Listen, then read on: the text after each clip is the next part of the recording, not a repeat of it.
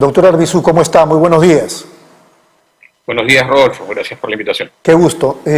Empecé el programa hablando un poco de América Televisión a propósito de algunos respaldos tras bambalinas o incluso sin cortina, sino que abiertamente de los medios de comunicación, que es verdad que nos recuerdan los 90. Y también yo tengo claro, por lo menos quien habla lo tiene claro, que todo ese apoyo mediático finalmente no puede ser fundamental. Ya vimos el caso de Mario Vargas Llosa. Pero, ¿usted cree que el apoyo que los medios le dan, digamos, a Keiko Fujimori, o no se lo dan a Pedro Castillo, sea por convicción o podrían haber otras razones? Porque yo contaba, por ejemplo, el caso peligroso, digo yo, de América Televisión en el aspecto económico. Están pasando por una crisis, digamos, terrible, al margen de la falta de autorización en ese complejo bien bonito que construyeron en Pachacamac. Pero ¿cuál es su impresión?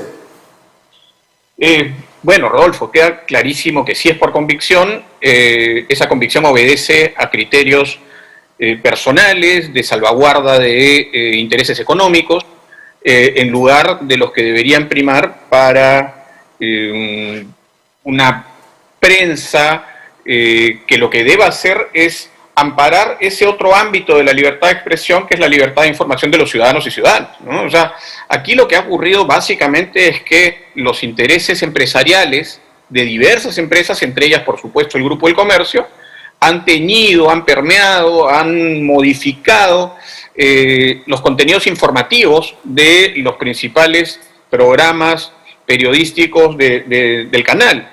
Y eso incluso, no solamente afectando el derecho a la libertad de información que nos pertenece a todos los ciudadanos y ciudadanas, sino que además entrando en franca controversia con la propia voluntad de sus periodistas.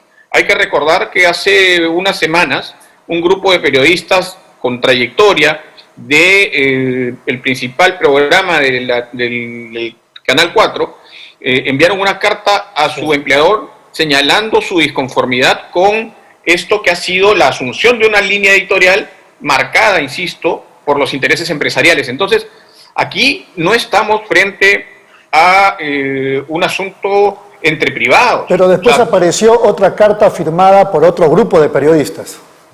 Sí, por supuesto, porque evidentemente, por un lado, están los personajes que quieren salvaguardar la trayectoria, la imparcialidad como banderas, la búsqueda de la verdad desde el periodismo, y hay otros a los que no condeno ni juzgo, pero que evidentemente necesitan llegar a fin de mes con un sueldo a sus casas, ¿no? Entonces, sobre todo, no solamente sobre los primeros, sino sobre todo se cierne la amenaza de los despidos, que ya se ha utilizado en otros tiempos y que ha sido realmente pavoroso, ¿no? Aquí no estamos hablando, insisto, entre derechos de privados, no estamos hablando de una contienda entre privados, estamos hablando de derechos fundamentales que nos asisten a todos los ciudadanos y ciudadanas del país.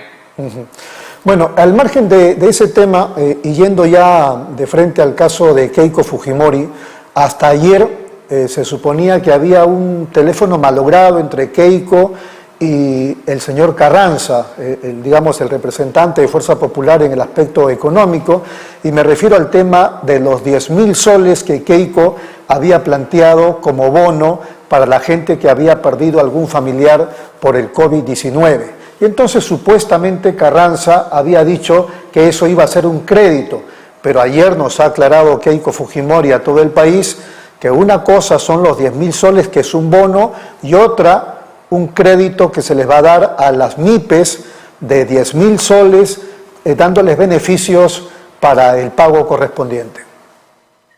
A ver, yo tenía entendido que vivíamos en el Perú, no en Suiza, ¿no? La caja fiscal peruana, y además esto ha sido criticado por la propia señora Fujimori frente a anuncios de la candidata, por ejemplo, Verónica Mendoza, que sostenía la necesidad de un bono universal para hacer frente a la pandemia en los hogares, en toda la magnitud del territorio nacional. Sin embargo, la señora Fujimori ahora adopta, ¿no?, de manera absolutamente demagógica y populista esta misma medida, sin presentar ninguna alternativa de ensanchamiento de la base fiscal, por ejemplo. Pero lo ha dicho que ha consultado con el señor Carranza y dice que el país tiene una espalda importante como para enfrentar ese bono. Bueno, a ver, ella misma y probablemente el señor Carranza, que tiene que responder seriamente por sus vinculaciones con Odebrecht, además, y por la forma en que fue expectorado de la CAF, se opusieron, ¿no?, todo el tiempo a señalar precisamente que existía esa espalda financiera. Además, cuando la candidata Verónica Mendoza, discurso que además ha hecho suyo el candidato Castillo, proponía, por ejemplo, entre otras cosas, renegociar los contratos con las grandes empresas extractivas en el país, ellos se opusieron todo el tiempo. Cuando se ha sostenido de manera enfática, determinante, que debe cobrarse las deudas tributarias que tienen una serie de empresas enormes en el país y que son millonarias y que tienen muchos años, la candidata Fujimori y su asesor económico, ni el señor Carranza ni el señor Vaca Campodónico se han pronunciado respecto a efectivamente cobrar esas deudas. Entonces, ¿de dónde va a sacar la plata la señora? Yo me pregunto, y quizá confiando en su buena fe, puedo pensar que está suponiendo, porque la cifra de la entrega de 10.000 soles por fallecido a raíz del COVID es más o menos la misma que le deben su padre, sus tíos y los pertenecientes a la red criminal de Fujimori y Montesinos al Estado por concepto de reparación civil. 1.500 millones de soles le deben estas personas al Estado peruano. Quizá nos está anunciando que esa deuda va a ser saldada prontamente. De otra manera, la verdad es que no se me ocurre de dónde va a sacar la plata la señora Fujimori, y esto ya pasa a ser un ofrecimiento obsceno en un país pobre, un ofrecimiento populista y demagógico, pasa a ser un delito con lo acontecido con la publicación de esta página web que calculaba incluso cuánto nos va a tocar a cada ciudadano. Sí. El canon del pueblo, que aparentemente decían era para comprar votos en favor de Keiko. Pues a mí no me queda ninguna duda. Ayer salió un kamikaze que dice ser abogado. Además me parece extrañísimo que alguien que es abogado no sepa que está cometiendo un delito flagrante. ¿Quién? ¿No? El señor Verona, me parece que es. José Verona. No tengo el extraño placer de conocer. ¿Por qué kamikaze? Pues porque salió a decir que en verdad toda la responsabilidad es suya, ¿no? Cuando en verdad la sospecha real pues recae en las personas que son beneficiarias de esa página web, ¿no? O sea, evidentemente lo que está ocurriendo él dice aquí, que el proyecto es suyo y que la página web también es suyo. Y él dice que hace algunos años estuvo ofreciendo a distintos gobiernos, incluso a PPK, pero al final, ahora último, se encontró con Nano Guerra García y le ofreció el proyecto, y que Keiko incluso menciona ese tema en el debate último del domingo. Por supuesto. Eso lo dice Verona. Por supuesto, pues, a confesión de parte, relevo de prueba. O sea, es más, Verona, él reconoce que en la página web, que sí la asume como suya, es verdad que la puso primero a Keiko, pero decidió luego cambiarlo, incluso el color naranja por otro color. Él admite todo eso. Entonces, digamos, la investigación se cae de madura, ¿no es cierto? Y aquí tiene que estar investigado no solamente el señor Verona, que acaba de confesar la comisión de un delito, sino quienes han promovido Pero, ¿dónde está el delito? Esa es la parte que no entiendo. ¿Dónde está el delito? El delito es el orientar los votos a través de dádivas, ¿no es cierto? El artículo 356 del Código Penal. Delito contra la voluntad popular. Nadie puede, anunciando un beneficio, ¿no es cierto?, orientar un voto en un sentido determinado, ni para que no se vote, ni para que se vote por alguien en particular. Y eso es lo que está ocurriendo.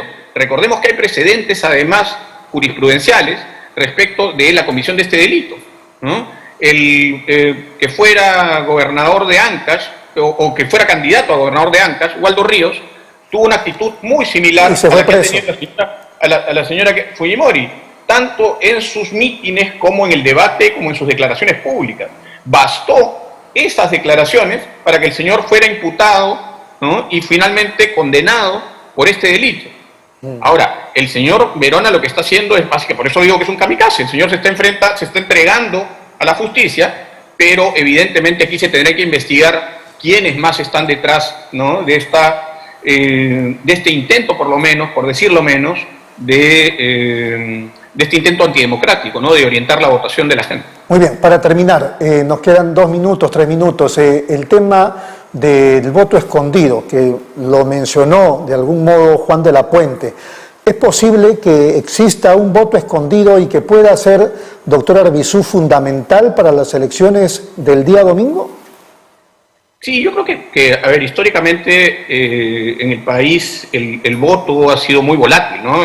Y además de ser volátil, además de decidir, mucha gente decide en la cola probablemente su opción, hay ese voto escondido de quienes no quieren ser tachados con todos los epítetos que se han manejado durante la campaña, ¿no es cierto?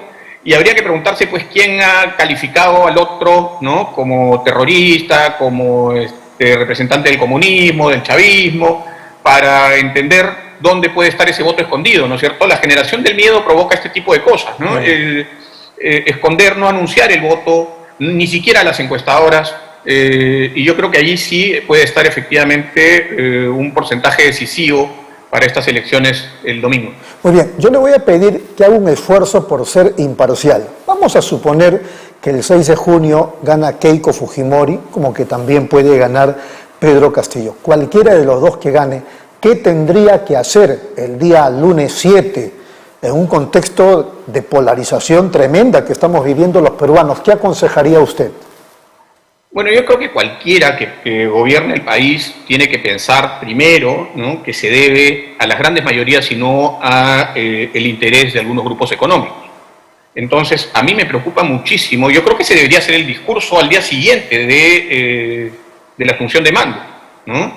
Gobernar para todos y todas, no para un grupo económico. El problema es que si ya te hipotecaste durante la campaña a ese grupo económico, entonces, ¿cómo puedes al día siguiente de tu elección, ¿no?, plantear algo distinto? Te lo van a cobrar. Es un asunto básico de corrupción. La corrupción también se expresa en el financiamiento de campañas políticas y en el apoyo durante la campaña política. Aquellas personas que gastaron dinero, que pusieron a disposición su línea editorial, que pusieron carteles en todas las avenidas de las grandes capitales, le van a cobrar a la persona que apoyaron, por supuesto, desde el primer día. Ese es el gran problema y el gran riesgo que veo yo, ¿no?, de sincerarse al día siguiente y hacer un gobierno para todos y todas. Muy bien, doctor Arbizu, ha sido muy amable, muchas gracias, muy gentil. Gracias a ustedes, como siempre.